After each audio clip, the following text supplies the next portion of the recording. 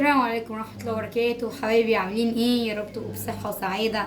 النهاردة بقى دبسي بقى البامبرز كده في الممسحة وشوفي العجائب كلها، شوفي حيلة عمرها ما خطرت على بالك.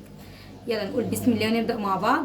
هنجيب كده البامبرز، نجيب كده ممسحة، طبعا دي معانا باظت مننا ومركونة فنستخدمها، نعيد استخدامها. نعمل ايه؟ هنجيب البامبرز بالشكل ده وهندبسه كده.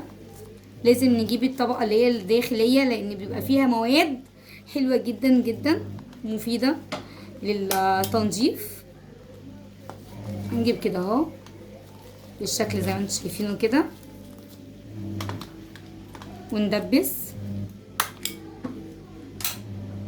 تمسكي بقى كده البامبرز كده مع الممسحة، ودي بقى ايه تتحرك معانا، فكان لازم نعملها ايه الافضل.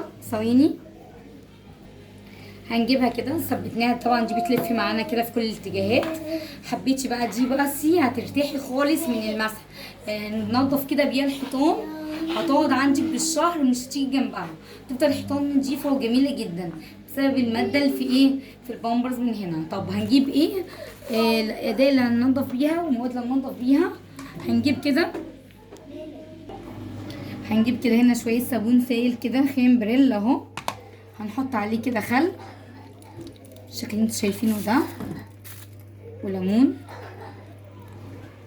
الليمون حلو جدا في التنظيف طبعا، والخل. نحط بقى بكربونات صوديوم، حاجة حلوة جدا يعني. دي كده تلمعي بيها حيطان. بصوا شوفوا الفوران كمان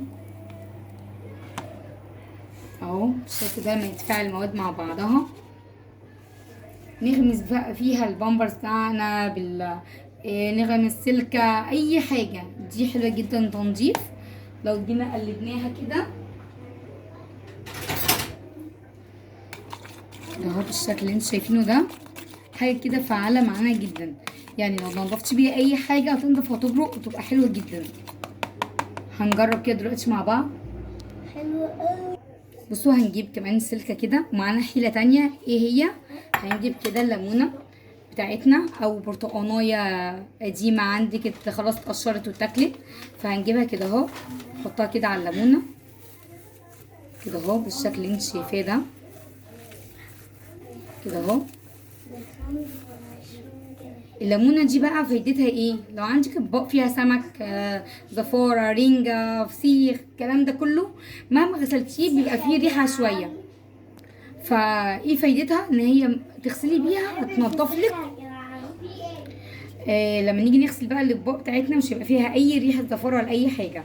طيب الحيله دي بصوا بقى، الماده اللي احنا عملناها دي معناها كسرولة اهو متوسخه جدا. بصوا في ثانيه من غير اي دعك ولا اي حاجه هتبرق معانا. بصوا يا جماعه من غير اي دعك خالص. بصوا بصوا نشطفها كده واوريها لكم. بصوا حبايب قلبي نفسي بقت تلمع ازاي، حلوه جدا جدا، حيله جميله، وكمان بقت ريحتها ليمون خالص. وبصوا الليمونه يعني، بصوا احنا طلعنا مصارينها خالص، بصوا حلفناها على المصحف.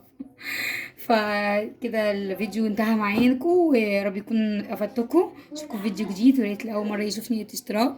والسلام عليكم ورحمه الله وبركاته.